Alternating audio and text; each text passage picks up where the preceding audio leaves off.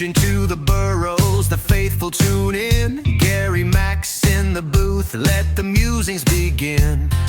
Orange and blue, through the highs and the lows, breaking down every pitch, cause that's how it goes. It's Mets Musings, where the stories ignite. A recap, a rant, and a Saturday night.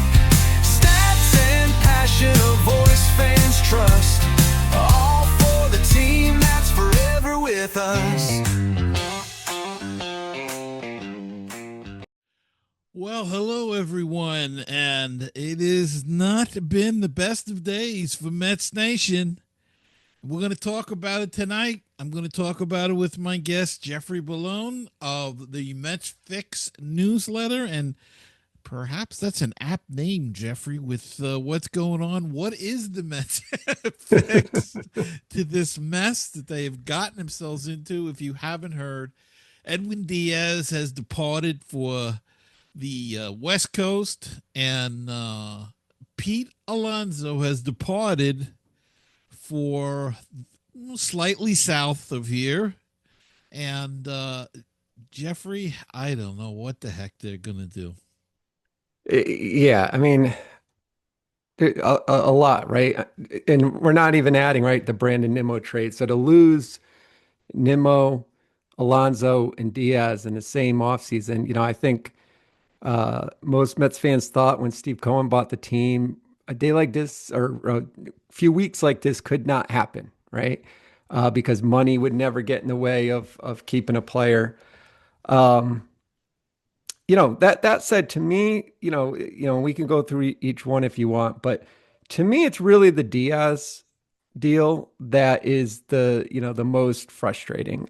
I think any Mets fan who's been following closely the past 2 years, it's pretty clear that this front office did not see long-term value in Alonso, right? I don't think anyone would have been shocked if you asked any Mets fan, literally over the past, let's just even say 18 months, will Pete Alonso still be here in 2 years? I think you'd get 50-50 answer. That's not really the surprise here. The fact that Edwin Diaz ends up going to the Dodgers and not even on like a 5-year, $100 million deal or something where you could say, okay, it was a little too far. On a 3-year deal, essentially the same money. To me, that's what makes it then in the aggregate, where then you add trading out Nimmo for, I think frankly a worse player, just one with a shorter contract, and losing Alonso. That's where I think it really makes people, boil up. It's hard to separate them out, but that's kind of how I handicap it. The Diaz one is the one that really bugs me. Well, let's look into that a little bit. He left here for $69 million, 3 years. The word is that the Mets offered him $66 million for 3 years. And that now there's conflicting reports. He was supposed to get back to him. He never got back to them. And that there's rumors coming out that he was upset that they didn't contact him about when they signed Devin Williams.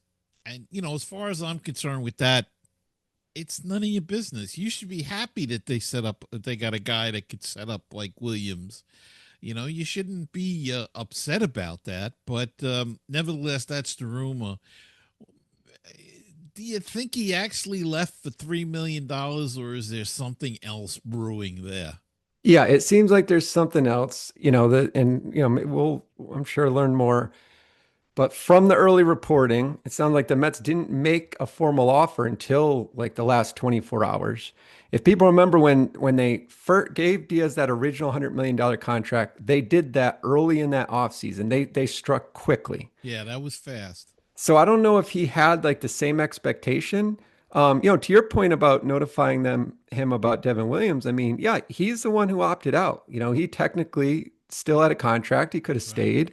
Now we all get it. We all expected he was going to opt out because he could get more money. But, it's like, the classic, right? Your girlfriend telling you we're on a break. Well, they were on a break, right? Like they can go and they can talk to other players, sign other players. but I think it's just he didn't feel, I guess loved or felt like the Mets prioritized him. And it's sort of, we saw this even with Antoine Richardson, right? The first base coach. It's like, the Mets are going to come with an offer, but they're not going to like come knocking on your door the first day. They're going to wait, see how the market develops, and then they'll make an offer. And in both those cases, I know one's a lot different than the other. It seemed like it was just too little, too late. Well, I guess because they figured it worked with Juan Soto, they would try it again. But I don't know. It's very frustrating to think that he left for Yeah. $3 million more, and especially since again it's all reported. We don't know for sure, but that the Mets said that there is a pool of money, so come back to us. Now, Right. surely you would think that he would come back to them if and say, "Hey, look, the Dodgers are offering me 3 years, 69. What can you do?" And I'm Yeah. sure they would have Right. went. They would have went to 70 or 72 or something just to keep him. I don't know. Maybe not. Maybe they wanted him to walk. I can't Yeah, tell. I just But to me that's the one. Again, I can sit here and I can the Alonso one. I think to me his price is too high, but sometimes you got to pay too high a price to keep for a guy like that. I think with Diaz, you're talking. Alonso, he's not even the best first baseman in in the National League, right? mhm. Um, he's going to get paid like he is. Diaz is the best closer, right? So if you're the Mets and you want to take the stance of, look, we're not going to give long-term deals to players we don't feel like are, worthy of that.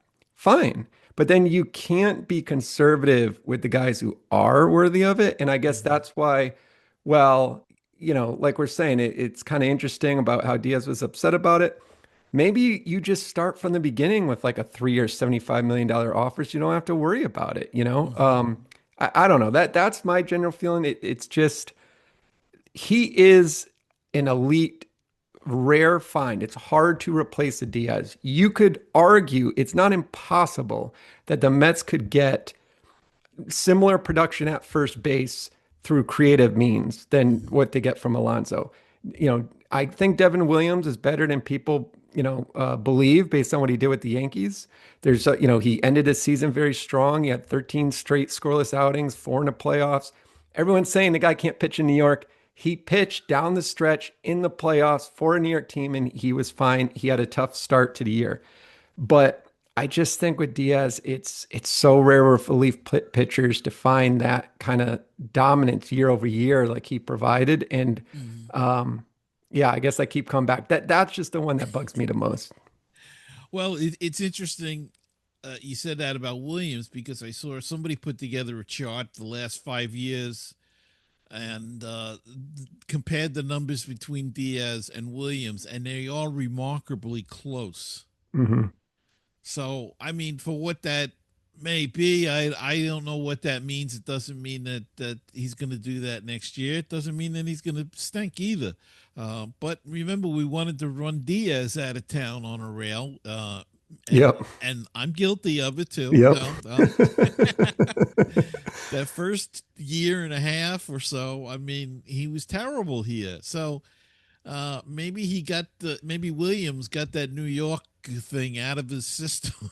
Yeah, got it out with the Yankees. It's better that Yeah, way.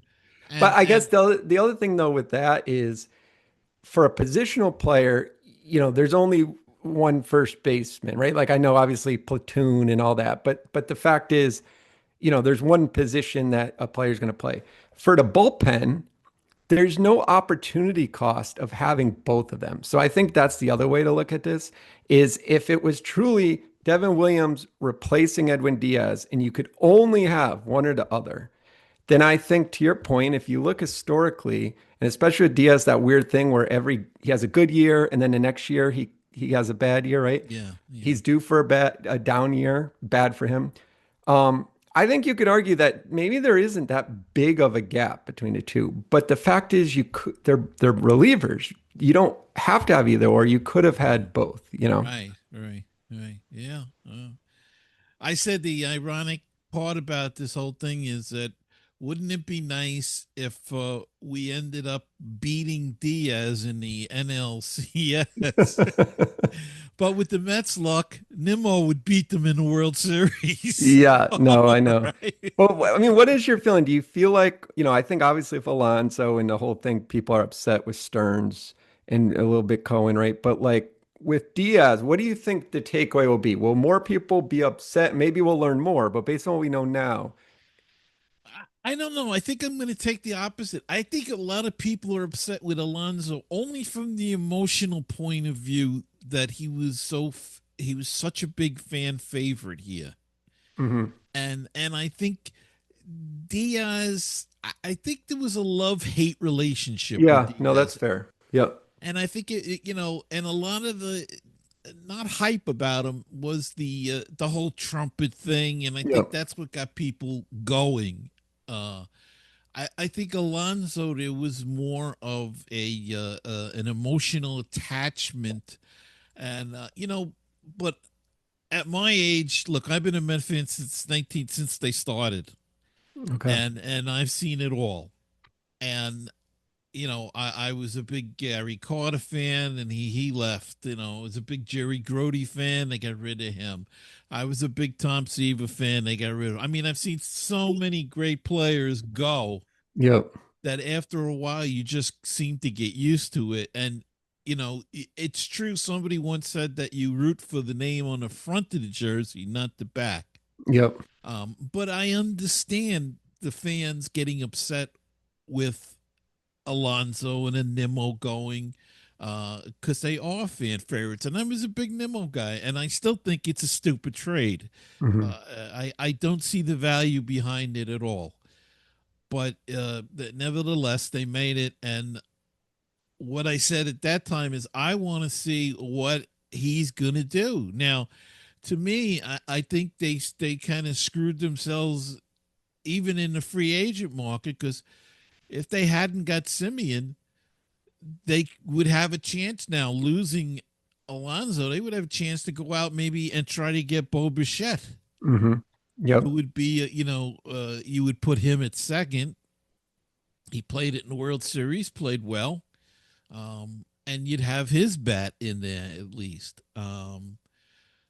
But with Simeon there, that kind of locks down everything, even for the young guys, the Angel and yep, Acuna yep, and Maurizio. So I, I don't know what their plan is now. I think he's going to try to build it around defense and pitching and try to eke out runs, I guess. But in Milwaukee, he had good hitters as well, so that's why it's confusing why they let Alonso go. But I do agree with you. I think he's easier to replace on the field than a Diaz is. But yeah.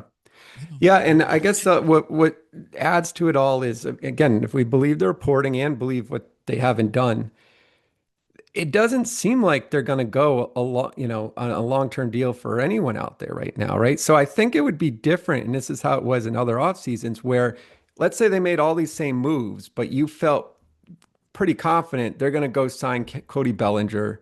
They're going to go sign, Framber Valdez. They're going to make these other big splashes. I think there would be a different sentiment right now of like, okay, this core, they've been here, all of them together since 2019. They obviously haven't won.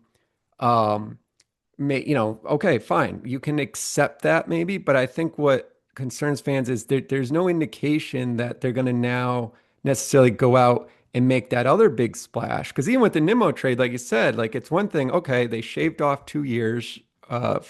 Simeon's got 3 years left. Nimmo had five. They improved defense at second base.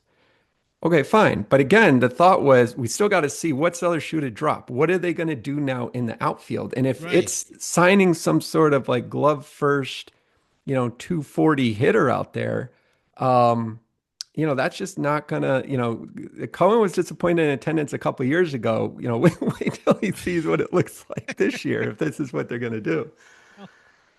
Well, see, I look at it, if they have a down year, that's the time to go to the games because they'll be running all kinds of specials on the ticket price. Yeah, well, and with the casino coming, it's the last year we're going to be able to, park and like get out of there too. So Yeah, what are they going to do? Build a parking garage?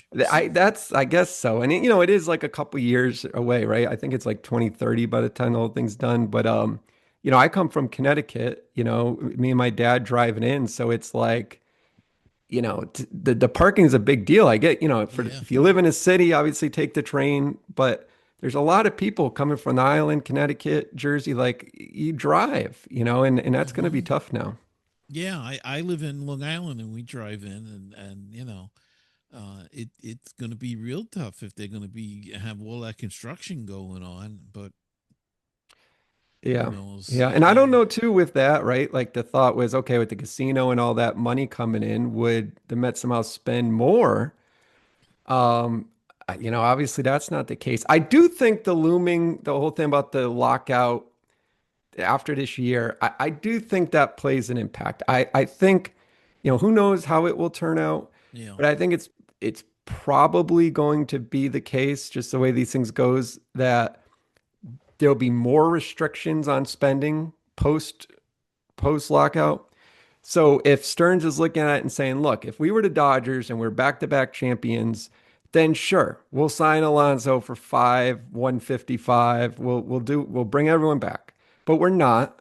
And even if we did bring those guys back, there's no guarantee you're winning next year. So maybe right. he's just looking Yeah, at it as, well, look, if the spending's going to be tighter, I don't want to be stuck with those contracts under the new rules. yeah. Again, I'm searching for things, but that could play into it too. Well, no, that's a good theory. I mean, it's possible, and I think it was Joel Sherman. I was watching MLB Network today, and he said he asked Stearns a question. I can't remember how he worded it now, but in other words, almost like, could you live with a mediocre off season? Hmm. And his intention was, in other words, does Stern have a plan? He says, does Stern have a plan in his head that he knows if he uses these young guys and if what they can do, what he thinks they can do, that they can get the 90 wins?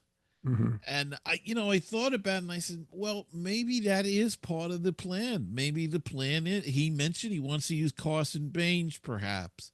They do have Jet Williams. They have the young pitchers. Do you want to give up on those pitchers already? And I'm mostly Tongue and Sprout Yep.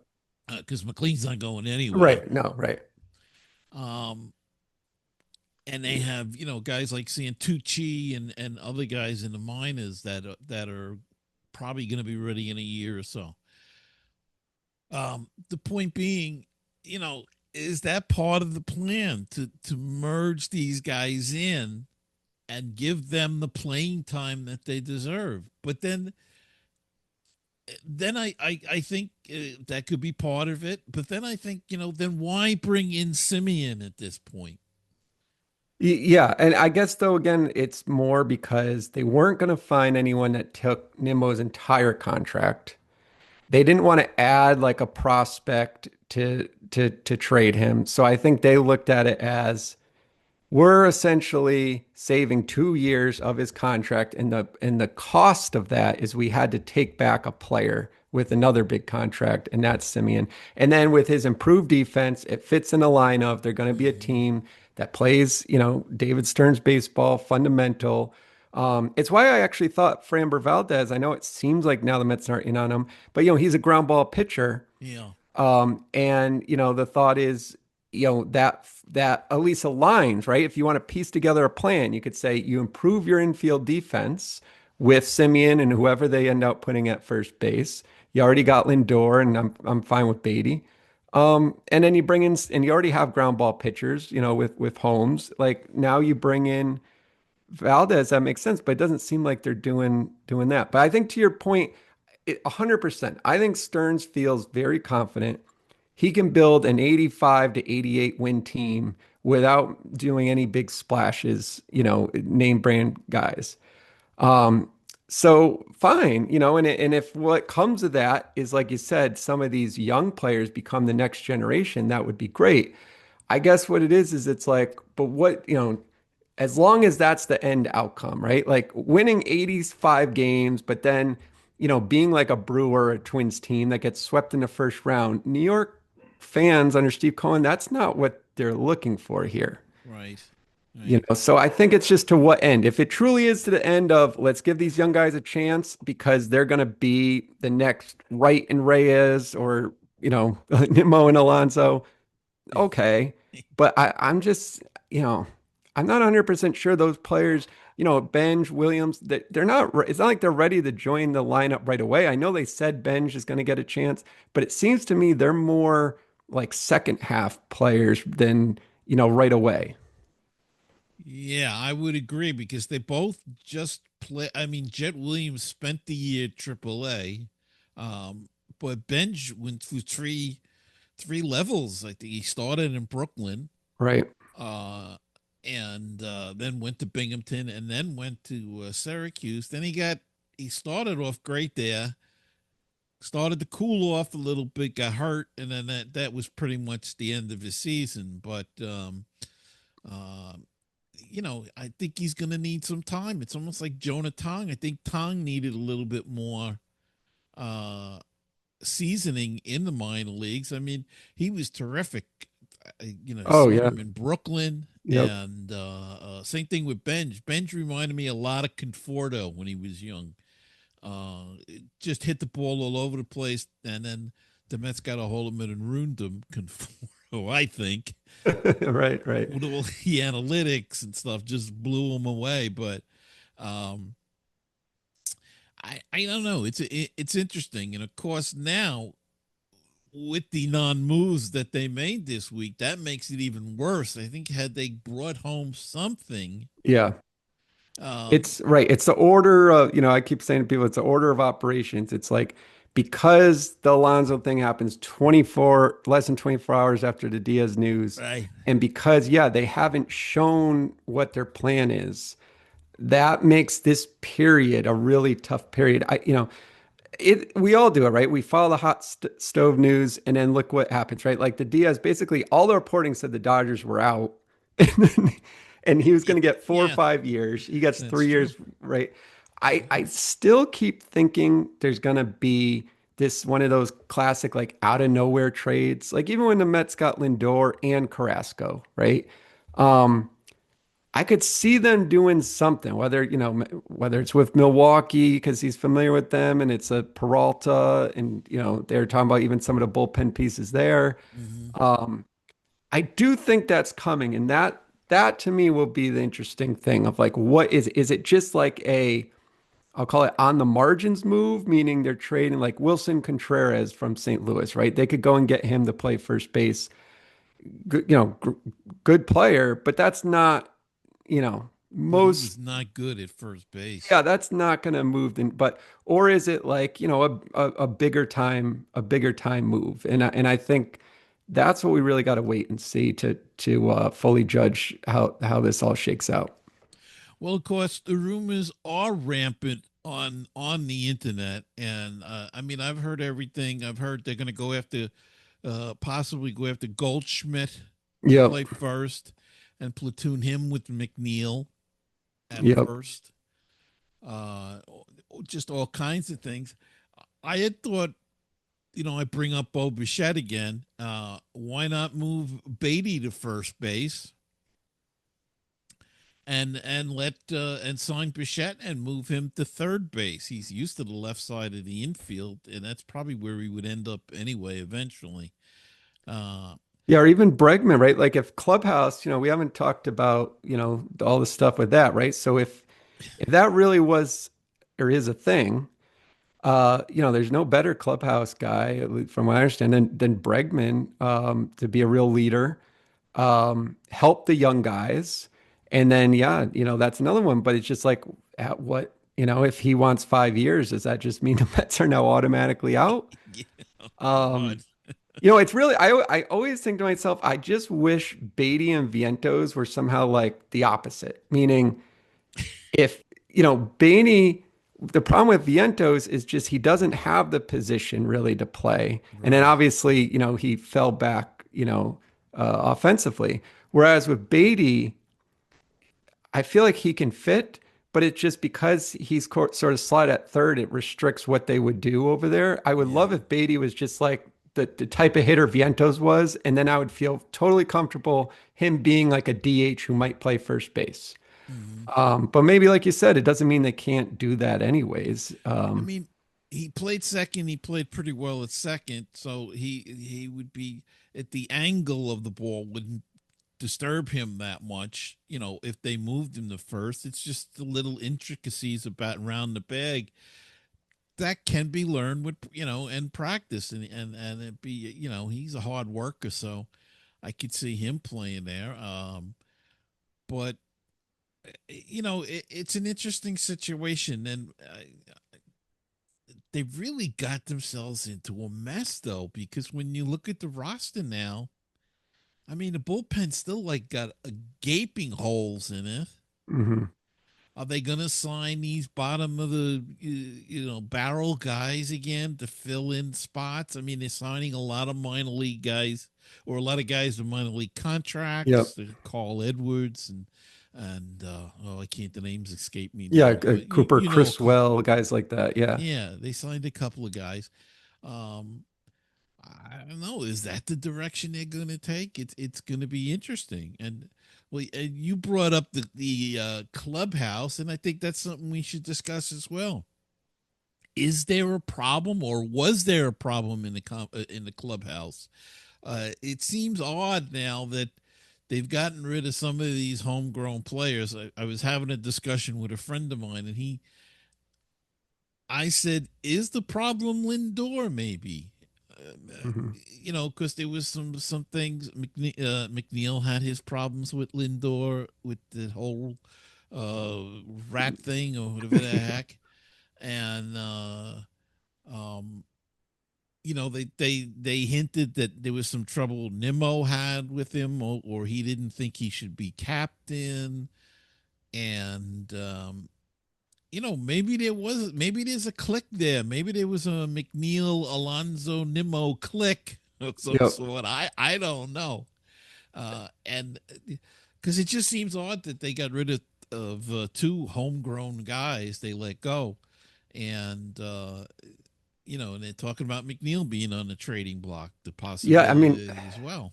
it's ironic, right? Because you could argue, you know, with what we've seen, it's like you have Soto and Lindor that seem to maybe be, we'll just say that they seem to have different approaches, is kind of what's clear, right? Right, You know, right. and then obviously, like you said, with McNeil and Lindor, so it's just ironic that the guys that are staying around seem to be the three that were, having some That supposed issues. yeah, And the guys that get rid of are the guys that everyone says are great clubhouse guys. And um, yeah, so I don't know about that. It would be funny if out of all the core guys, McNeil's the only one, dating back to, before Cohen, he's the only right. one that ends up sticking around.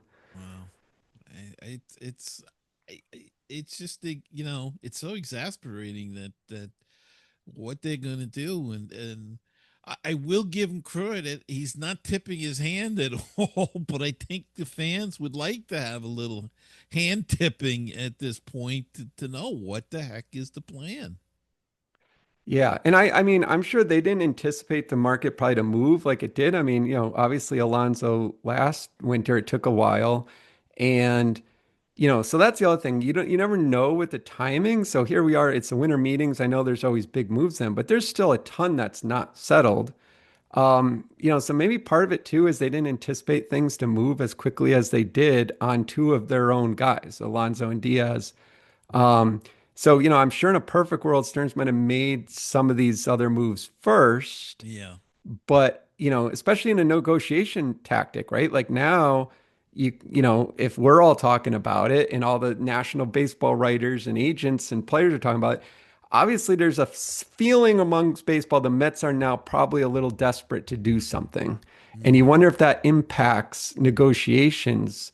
Again, the order of things matters so much. I mean, I even bring that up with Diaz because, supposedly the Dodgers offered 3 years to Devin Williams, and he ended up picking the Mets. So, I mean, imagine that. Imagine if somehow the Dodgers won that negotiation. That happened first. I don't think they're then also signing Diaz. Right. Um, so all these things, it's so wild because it's like how one move with one team, can just change, everything and the timing of it.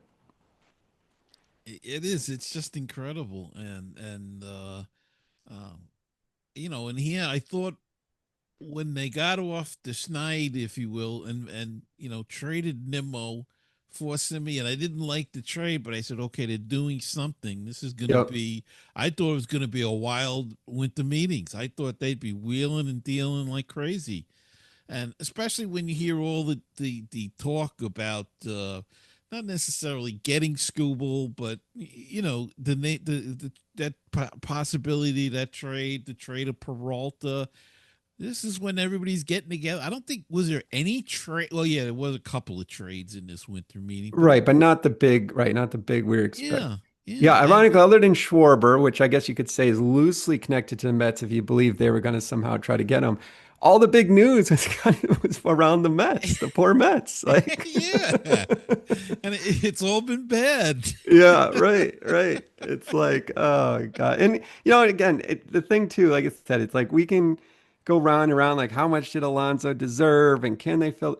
It's still just a sad day, sad week of just you don't have those guys. I mean, like we said, I don't think it's impossible that the Mets figure out a way next year to be competitive, especially with the expanded playoff. They could sneak in as a wild card, all that. Yeah, But the fact that you're not doing it with your guys, it's just, I don't know. To me, that's also the other sad part about this.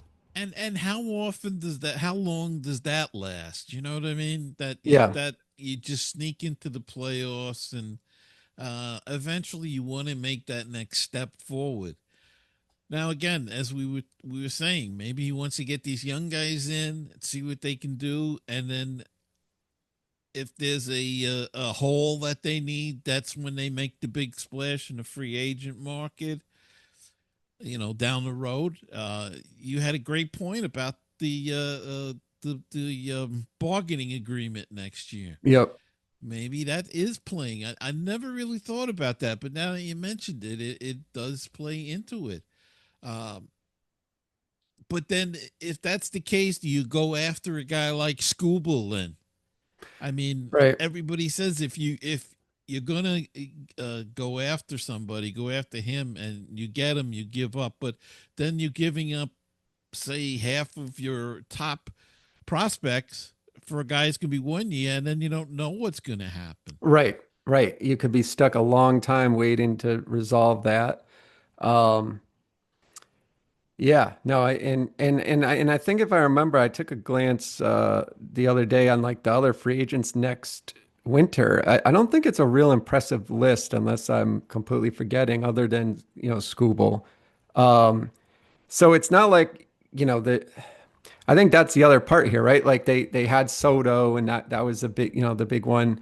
Um, I always think back, like if they hadn't, imagine they matched, remember Yamamoto, the offer there, and obviously he's Mhm. turned into now what he's turned into. Um, so if you, the issue they're running into right now, and Diaz is another example. It's fine to be disciplined. You're not going to go out and overpay for players. If you are a team like the Dodgers who knows that then when there's a guy you really, really want, as long as you match the best offer, he will choose to your team, Mhm. then I think you can take that strategy. The problem the Mets have now is they're not being over aggressive, and they're also not a team that players are going to choose if the Right. offers match with another team. And I think that is where they're in this sort of no man's zone right now.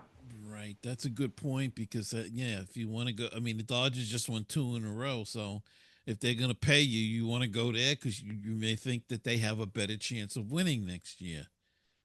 Right. So Yep. yeah, and we're almost back to the Wilpon era in a way. I mean, will are they going to have to overpay to get back on a track with both players, as well as the league.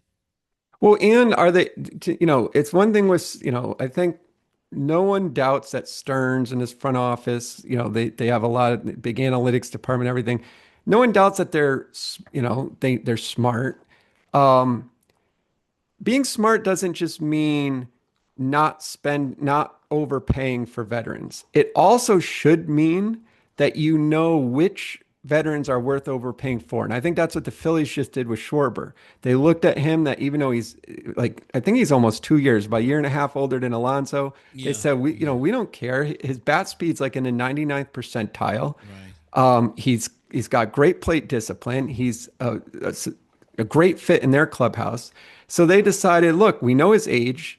I think it's the largest contract ever for a guy of his age to get 150 million. I thought I saw that. Yeah. But they decided he was the right one to do it. So I think that's the other piece here. It's you can't just have a blanket rule. We're not going to give a long-term contract to any player who's 32 or older.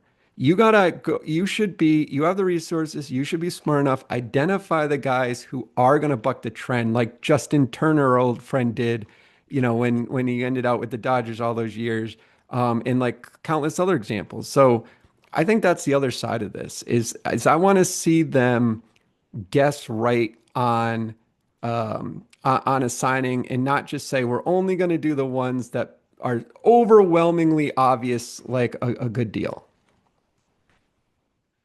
Well, it is going to be a wild winter. Yeah. It's uh, I I mean, I have to say, as a fan, and I understand all aspects of it, and as I said, I've seen the good and the bad and the ugly with this team, this organization, I should say. Um, it was very disappointing not to do anything in these winter meetings, though. Mhm. That's where I think, and that's another reason why I think Stearns is going to get a lot of grief from the fans. I mean, you see it on social media. He's an idiot. They should fire him. Look, the guy had success in Milwaukee with no money. Maybe he's got to. Maybe that's the way he's got to do it. Mhm. Maybe he's got to do it with less of a payroll. Maybe this whole thing of bringing in all these guys because you got all of this money, maybe that doesn't work for him. He hit with Mania the first year. Yep. Right, Montas was a bust. But even Severino, he hit with big time. Yep. I'm surprised they didn't re-sign him. I don't know why they let him go. That would have been somebody. Again, were they expecting one of these young pitchers to come up and they just fell back in their development a little bit? I mean, there's all kinds of reasons, but I it was a disappointing for me as a fan to watch this week and not see them do anything. Yeah. Yeah. And I mean, and Devin Williams been, and even with Devin Williams, I thought I saw he reacted on social media or something when Diaz was gone. It's like, even if you're him, like, he just experienced what he did with the Yankees, losing the closing role. He comes to the Mets, and it seemed like he fully expected Diaz was going to be here too. And so when he signs that deal, I think he's thinking like, all right, look, I'm going to come here. I got Diaz as this huge cover over me. I'm a right, setup man. That's a total different expectation. Now he's going to be not just probably back in as a closer, but he's going to be, evaluated compared to the best closer in the sport, Diaz, and have a fan base that's basically like rabid with the fact that Diaz is gone. So I think that's the other thing here is it hurts even. It puts some of the players you got in tougher spots than anticipating. Viento's another one, right? Like if they're gonna ask him to play first, I don't know. Like like you said, maybe it's McNeil they move over there. I actually think there could be like a trade or someone we're not talking about. Maybe they do that. yeah, But you are putting guys, whether it's changing positions or having them take on bigger roles. You don't know what that impact is on them. I guess it could be positive, but it also definitely could be negative, is what I would worry about. well, let's kick it around. Who's the best fielding first baseman in baseball right now? I mean, I don't even. Yeah, I mean, it's not, I guess like Matt Olson, right, is up there. There it's guys like they're not going to necessarily get. Right. I can even look as we're talking here. If we wanted to go by like the fancy stats, let's see who they had rated last year. There you go. I'll give you Yeah. the Yeah. live Let's get lookup. some of them fancy stats. So Matt Olson, yeah, Matt Olson, fielding run value, that's You're not StatCast, going to right? So get Matt him. Olson is number one. Now Ryan O'Hearn, who is a free agent, he's third. So he's one, but he doesn't hit. But he is a free agent and he's ranked third. They got Wilson Contreras, who we talked about. He's up there. Christian Walker, who's a free agent. So there are some even Reese Hoskins isn't great, but he's like, a positive value. So there are some guys here on that list, if you go by that you could say, I don't think that the point is, I don't think it's a problem that they could find someone who's a better defensive first baseman. The Right. issue with that is first base, as anyone who plays baseball knows from the time you're a kid, it's the position you where you kind of there's the least value you can gain at first base. I get we all grew up with Keith Hernandez. There are extreme examples. But there's not it's not like a shortstop, right? It's not like a center fielder who they also need. You can improve at first base on defense, but I don't think you can improve nearly enough to make up for the amount of offense that you're losing with Alonso. So in my view, it's fine if they want to go out and get a Ryan O'Hearn to play a solid first base, Hmm. but then they better have a solution at DH or whoever they bring in an outfield who's going to add a lot of offense. Because if you're completely punting that position on offense, like I said, you don't gain. It's not like shortstop. You just don't gain enough difference between what you had with Alonso that you could say it's worth giving up 40 home runs. Do you think we see Ryan Clifford this year? I think we'll see a lot of in spring training. I don't know if he's ready yet to make Yeah, I don't know. the I, big I've jump. right. I've always, to me, I feel like he's one of those guys that like somehow just doesn't end up being, an everyday option for them. Just he could surprise me, but to me at this point, he's kind of one of those like middling prospects who, um, is more probably like a bench role than he would be, or an injury fill in than I would ever count on him. Again, I could be wrong, but that's kind of how I see him. Where is Lucas Duda when you need him? Yeah, right. Right? Days of Duda I was thinking about that the other day. I'm like, remember Duda versus like Davis having those debates? Like, that was a different world. Oh, I was a Duda guy, and everybody used to make fun of me. And I said, "See, he had his big years there. He had a couple of nice years for the Mets, and unfortunately, we remember him for a throw he made in the World Series. Yeah, But yeah, he played a decent first base. I mean, he probably was on par with Alonso, maybe a little bit better at first base than Alonso, but."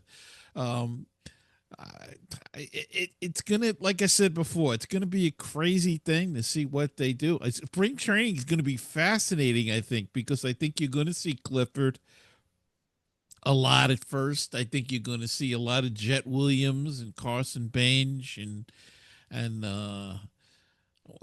yeah. and hopefully they can do the job. But unless they bring in a Bellinger or a Tucker, um, Yeah, then they're gonna, yeah. No, I know. I mean, yeah, I guess looking at this, to me, Wilson Contreras, the fact that St. Louis is clearly looking to get rid of people, I think he's got like 2 years left that he signed, so he's not on like a long-term, contract. To me, that's not a bad. What is he at? He signed through 2027 with a 2028 club option. plus That he hit how many homers last so year? I I think he mean, had 20. So let's see. Last year he hit 20 home runs. He batted 257. He had a 344 on base. Um, it's something like that though. That if you said, okay, I'm bringing a guy who could hit 20 home runs, he's definitely gonna play good defense. And then maybe you're counting on Vientos at DH in a platoon role, rebounding, right? Maybe he starts Hmm. as a platoon role. If he hits like 2024, fine. Like, because that to me, that's the big X factor here. If Mark Vientos like turned into 2024 Mark Vientos, just that alone would make up for about half of what you're losing in Right, Alonso's offense because you right, basically got nothing from Vientos last year. right, So right. if you say, okay, we're going to bring in Contreras, he hits 20 and Vientos gives you 20 home runs. Well, when everyone's like, oh, where are they going to find this power?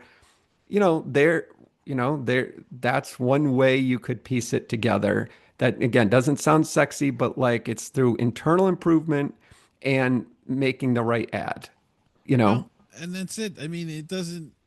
Isn't that what Moneyball was all about? Where they got the stats, they spread it around more, and Yep.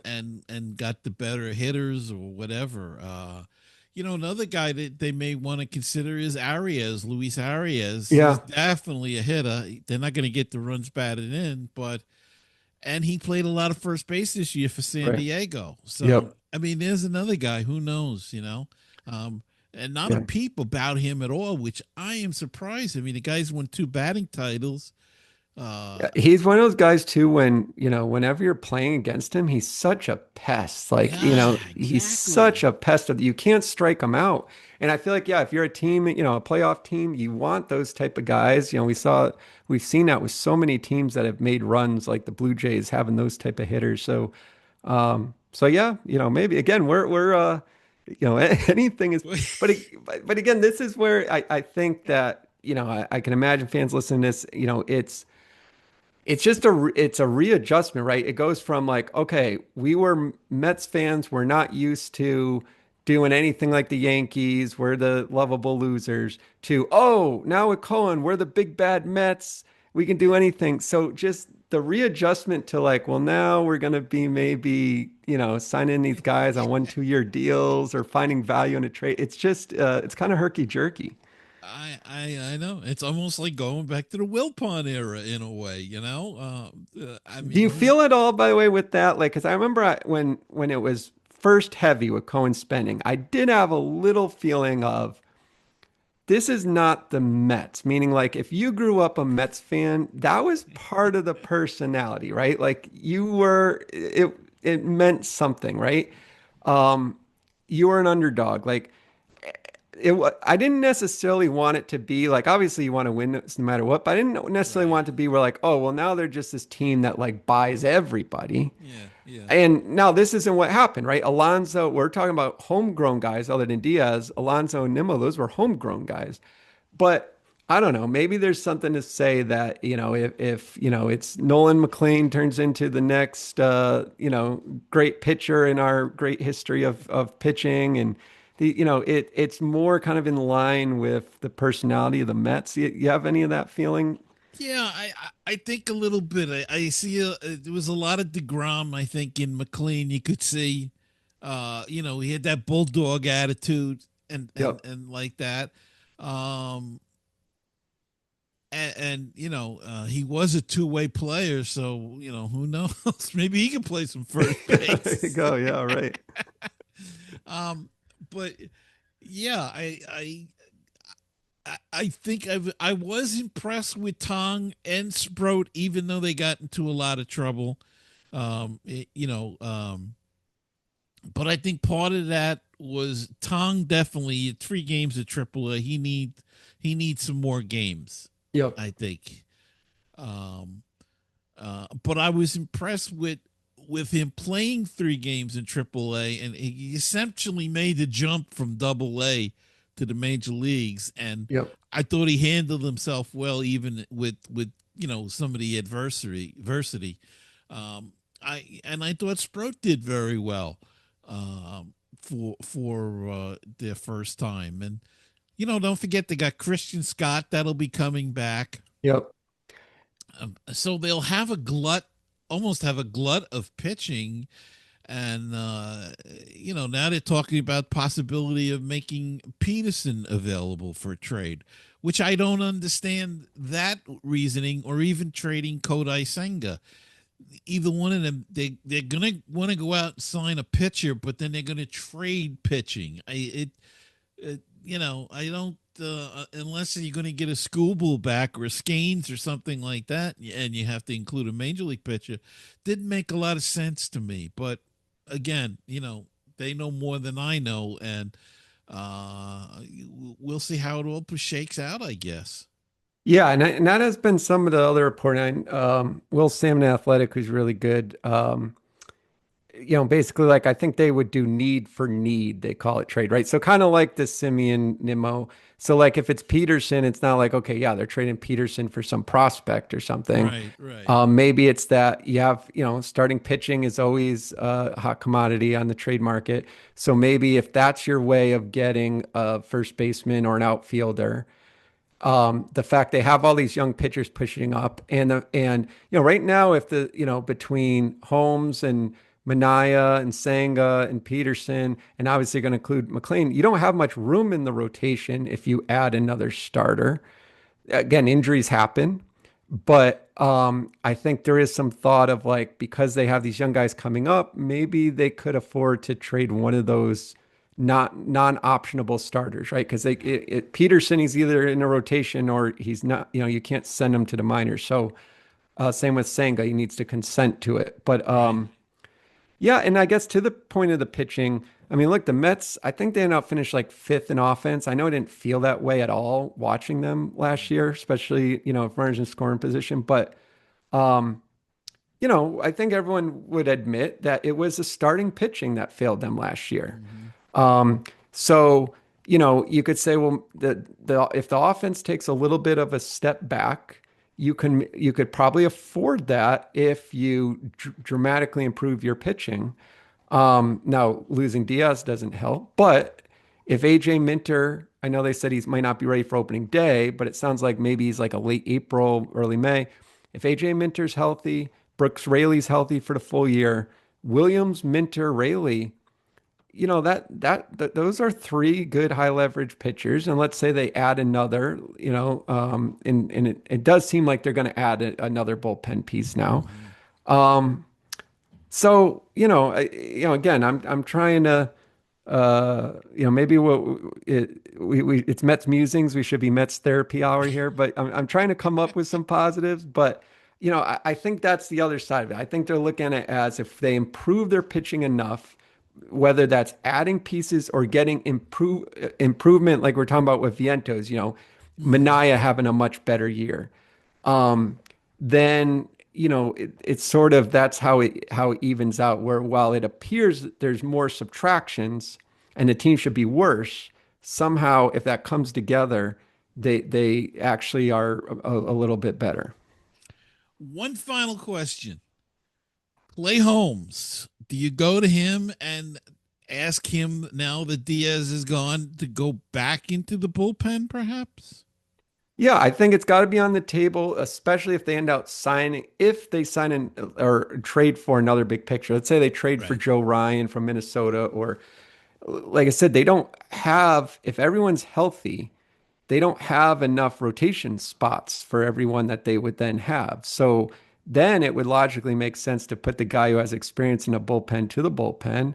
Um, I don't, Holmes was, I know it was frustrating with the length that he would give later in the year. Like he started off great.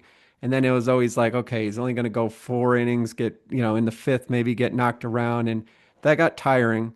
Um, so, The poor guy ran out of gas. yeah, I mean that's it. So that to me, you could argue like, look, that's an example of he's a better swing role guy. But he also, at the end of the year, when you look at the back of the baseball card stats, he did have a good for his first year as a full starter. I Oh, think you got to be very happy with what he provided. he did fantastically. Yeah. That was a thought I had. I mean, he was a closer. And in New York, so it's no different. He pitched in New York last year as a starter. I think sometimes you have to go to a guy and say, look, we have enough in the starting, but we really need you in the bullpen. The bullpen's failing. I had even thought, once they brought up the young guys last year, I thought they should have went to him at that point and Yeah. asked him to move in as a setup man for Diaz or whatever, you know. Um, but Yeah, I mean, I'm looking to remind myself. So yeah, he's got a player option in 2027. So I think that would be, the question, right? Is we all know starters get paid more. So it comes down to Holmes. Now again, I'm sure, I don't know, maybe he does whatever, but like, does he look at it as he wants to get more on his resume as a start, but the player option is in 2027. So yeah, right. So that next year's 2026, right? So it could be his walk year is my point if he declined that player option. right. And we And don't know if there's going to be baseball in no, 2020. well that's true, Yeah. right? That is true. But that would be the only other thing I would consider in thinking about that. But I think logically it makes a lot of sense. He's got the experience. He would be the guy to go there. Well, Jeff, I don't know if we solved anything, but it sure was fascinating discussion. I want to thank you for coming on tonight. Yeah, And yeah, no, thanks for having me. It was good, like I said, therapeutic to talk through this on after these last couple of I days. do feel better. I do feel better. And I hope you will come back again so we can discuss some more, maybe when they do a little bit more and Yes, throughout the season. Let's make it a blanket invitation. great. No, I'd love to. Would love to.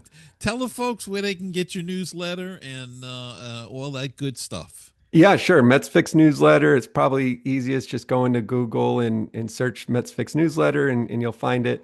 And then on X, I'm at Jeffrey Bellone, so you can find a link there.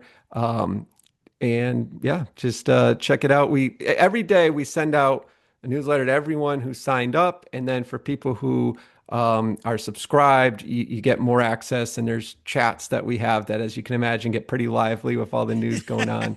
Yeah. So we got something for everyone. So just make sure to check it out, and I'll include this podcast tomorrow in the newsletter, and hopefully we can like I said, have some more chats. Okay, will do. Thanks again so much for coming on the show, and I'll be right back. Hi, this is Leonard Hollywood Aberman, and I'm here with my dear friend and co host on the Baseball and Barbecue podcast, Jeff the Oak Coot Cohen, and you're listening to Mets Musings with Gary Mack. for baseball histories, stories, and great interviews with authors and players. Listen to Baseball and BBQ. For barbecue, we have great pitmasters, recipes, interviews. Just great things. Listen, there's baseball podcasts, there's barbecue podcasts, but there's not a podcast that has both. We do. You're going to love it.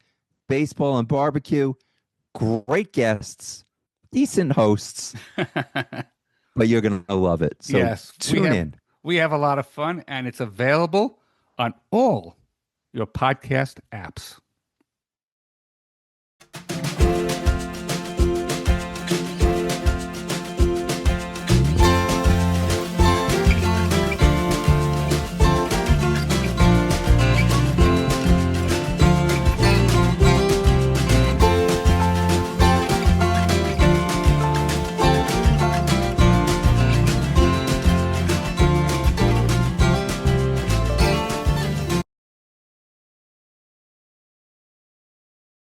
Well, I know it's been a bad week for Met fans, but maybe it's going to get brighter. We have to see what shakes out over the rest of the winter and see what direction this team's going to go into.